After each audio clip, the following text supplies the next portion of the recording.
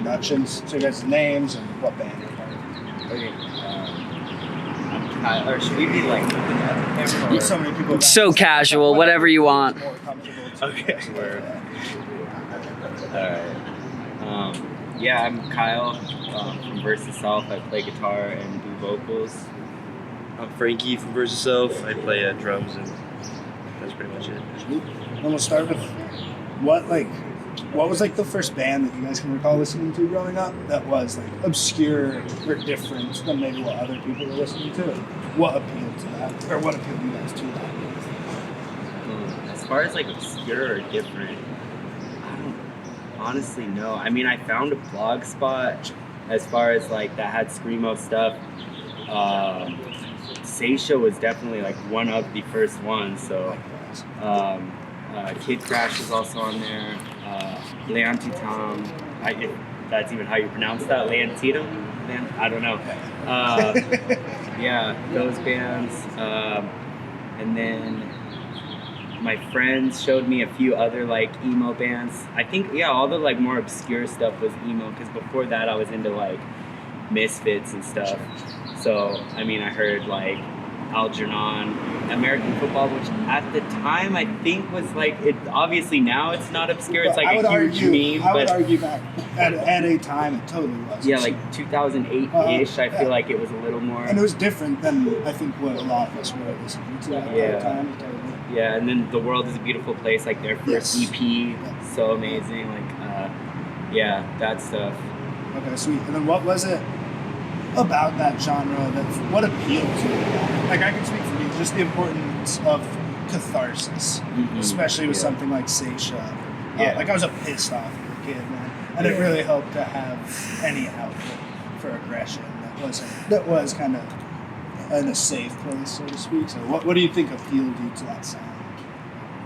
Yeah, I would say for me it was, because I actually was around that same time, I guess, getting into like, from Misfits, you know, I was kind of going like a few different directions. So there was bands like Drop Dead and stuff like that, and like, you know, grindcore bands like Insect Warfare and stuff. So it was kind of like the same amount of aggression, but going in a different way. Instead of only focusing on the anger, it was kind of focusing on all different aspects. I don't know, just a different sound. Okay. And then let's talk about like the formation of yourself. When did you feel you wanted to contribute to this sound beyond just as a listener? As far as this sound, Versus Self, I think started like 2015, 2017. I always forget exactly what year. And yeah, I was listening to a lot of Braid at the time, and honestly wanted to sound like Braid. I don't think. Yeah. Frame and Canvas is definitely like my favorite album from them. I just really liked it. Nobody, at least in the high desert at the time, was doing anything like that. So where are you guys from? I'm from the high desert. Okay. Like Apple Valley. If anyone knows anything from the high desert, it might be Victorville, but it's pretty much like nobody really knows where it's at. Sure. And then, so, what is the reaction? What is your reaction to the audience's reaction to yourself? Like, are you surprised? Because you guys have, I mean, it's cool to see the band grow. We've been listening since like the demo. Oh shit. Yeah. So it's cool to see like how many numbers you guys have pulled in, and the numbers aren't what matter, but it's just cool to see recognition. What are your guys' reactions to that? I mean, yeah, we were completely shocked. Like the first show that anyone was even really at was like, I think it was the first time we ever played with Numb Ears, and it was in a little skate shop, and there was a few people there who actually like knew the words.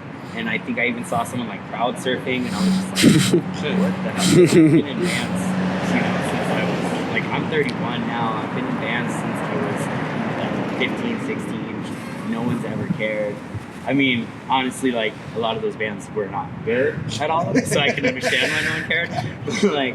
But yeah, so it was completely surprising. Like, I've never done any music ever expecting anyone to know the words or actually care or show. I always thought like we're just gonna be one of the bands that's on the bill that, you know, hopefully we're there with a band that's bigger that people are actually there to see, you know? Right. And we're just like an opener. That's all I ever thought any of my bands would ever be. So Yeah. Okay. Very so cool. very surprised. It's super awesome to like actually see people into the music and moving and having fun. Certainly. Yeah. Yeah, I think it's awesome to see. Mhm. Do you have any good stories, or like what are some of the one thing we're interested in is like the DIY aspect of like house shows and I guess the strange places you end up when traveling and like weird sweaty basements. Do you have any like stories that kind of recall that feeling at all? I mean, personally, not really. Like, I mean, we played in a sick basement in like it was just like, well, first of all, it's called like Beyblade House 2. Okay. Beyblade House 2, and their whole like space is themed around Blade 2 and Beyblade at the same time. So there was like just, you know, posters of like Wesley Snipes everywhere, and then they actually had like a Beyblade arena going on. It's pretty sick. Yeah, that's awesome. That was sick. And then the person who ran it was super nice. I mean, that was really cool. But as far as like gnarly places or anything like that, not really much. Yeah. Traumaville's pretty gnarly. Oh, yeah. Well, Traumaville, but yeah. Oh, is that what it's called? Traumaville, but it's like right down the street. Traumaville. Yeah, it's like a LA DIY garage spot. Okay, cool. Yeah. It's pretty intense. Yeah, it's like especially a packed show. It's just a pretty small garage, and then also like a pretty small yard around it. And yeah, usually when we played there 3 times, and 2 out of the 3 times it was like packed shoulder to shoulder, the entire yard, the entire garage. Like you can't even walk or get anywhere. So yeah, I mean, there's a reason I think why Frankie might have said Traumaville. Sure, totally sounds like it, man. Yeah. Okay, and then Spot's not really. outside of music, and you don't have to answer this, but I'm always curious what people do for like a living outside of music. So I actually quit my job to focus on the band. Cool. I was doing like I was a merchandiser. I was like traveling around to different AMPMs and like rearranging how their snacks or drinks looked, basically. Facing. Yeah, I was like changing the schematic, like what goes where and whatnot. And then I was just traveling all the time, so I would be gone 6 to 8 months out of the year, usually like in 3 month at least chunks. So it made it really hard to be in a band as far as like writing new material. Like I would be writing guitar parts all the time on the road, but actually getting it out there and then getting any kind of momentum. Because I noticed while I'm home, like, you know, we would get a show here and there, and then the more that people see your name on a flyer, the more other people putting shows on are likely to hit you up because they know you exist.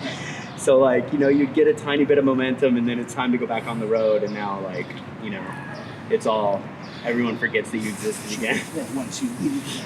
So yeah, basically, I mean, that job paid well enough that I was able to take like a while off. So I was like, all right, well, I'm just gonna plan on like not doing anything this whole like for a year. Because I'll just stretch it out, do whatever I have to do, like just eat rice and beans if I have to. And like, luckily my rent is super cheap.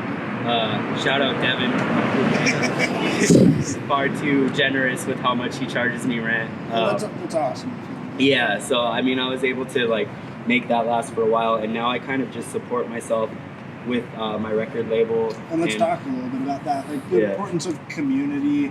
I mean, with like New Mirrors and Party Ass and Catalyst, like all these interconnected bands. Yeah. How has community, specifically this one, impacted you guys? I mean, it's honestly like, so last night I was at a show that was, I mean, besides Elm, and even you've talked about Elm recording with me. Oh yeah. So I mean, every one of the bands last night was like bands that are on my label, and I don't know, it just felt like I know most of the people who were at that show, at least by having seen them or like having a conversation with them or something, and I was like, I don't know, it just felt really cool. I don't know, it was a super nostalgic night too, because like the original guitarist or not really, I don't know, you guys have always like switched up members. Yeah, original guitar player moved to Texas like last year, I think last year in October-ish. No, 2 years ago. Came back to visit for this show. Gotcha. Yeah, so he hopped on stage with us for a song with us. It was cool. Yeah, it was fun. Yeah, so I mean, you know, just seeing like those three people on stage again, or I guess like, I don't know if I ever saw you three on a stage before. Oh, you did? Yeah. But you know, yeah, like, together. yeah, like I saw them, you know, in a backyard or, you know, in a skate shop or something as well. But like, yeah, to see them playing music again together, like already like was kind of hitting. And then Namir's set last night, like they played songs that they haven't played in a long time. And just seeing everyone together and like, I don't know, it was definitely like I was getting a feeling of like, damn, I could definitely see where people are like, this is like the family that I kind of found, you know. Yeah. Yeah, that's how I think this community has provided a lot of shit I didn't have growing up when I was a super young kid. So I'm super thankful for that. I have a question. So we've talked to a lot of people, and some people say that, you know, they do this for, it's more of like a joyous, fun kind of scenario. Mm-hmm. Do you feel like there's like an emotive quality? Like what exactly, do you feel like it's more to get something out or to like experience like an enjoyable time with friends? I think it's more self-serving for sure. Okay. Yeah, I think it's like the whole point of this music is definitely like for yourself more than it is for like other people that come. I think when I play, I definitely like give it my all, whether there's 3 people or 300 people, you know. Yeah, like a catharsis, getting stuff out. I mean, for me, yeah, it goes both ways for sure. Like when it comes to performing, yeah, it's like I'm just doing what I would be doing no matter what. Like even if it was just me at my house with an acoustic guitar screaming over the chords that I'm playing or whatever, or you know, at a show. But when I'm in the crowd, like watching, it's definitely like, I don't know, I still get that same catharsis a lot, like yelling along to other people's songs. But then also like, I don't know, like so much of the music, there is so much of like, just such a like beautiful, but sad, but triumphant at the same time, somehow bittersweet feeling to so much of the music that just like, you don't know whether to like smile or like cry or like, so yeah, you just kind of yell along. Yeah, cool. And yeah, just kind of dance with everyone. Yeah, good answers. And then lastly, we'll finish this up. What do you guys like? What are other forms of media that have been impactful? That's movies, TV shows. What do you guys like ingest beyond just music? Just so we can use that as B-roll for the teaser. Yeah. I read a lot of books. Cool. Likewise. Yeah, I read a lot of like horror, Paul Tremblay, Stephen King stuff. I've read a little bit of Ray Bradbury, not too much. He did. What was the one with like the carnival? Something Wicked This Way. That's him, right? Something Wicked This Way Might Comes. be. I know he did. He did one of my favorites where everyone knows it's the last day on Earth. Oh shit! But yet they do the exact same thing. They do every other day. They don't change at all. Damn, that sounds weirdly. Yeah, that sounds really good. But yeah, and then same thing with like movies. I like just horror, basically. I've been trying to watch more documentaries lately because a lot of times like I'll just use media almost as a way to just veg and zombie out. So I'll end up on YouTube just like mindlessly ingesting. Yeah. We have the same thing where entertainment crosses a line of like learning or just totally just fucking numbing out. Yeah. And I've noticed I have a really bad habit of when I'm on YouTube, I basically tend to watch glorified commercials. Like I'll just be sitting there watching like gear videos, and I'm like, fuck, I need that overdrive. Yeah. So I'm trying to get away from that because I'm like, I don't need anything else. Like, you know, I don't need anything. Yeah. Yeah, sure. Would you argue that doing music then has maybe forced you to participate more than rather than just watching things? Yeah, definitely. Cool.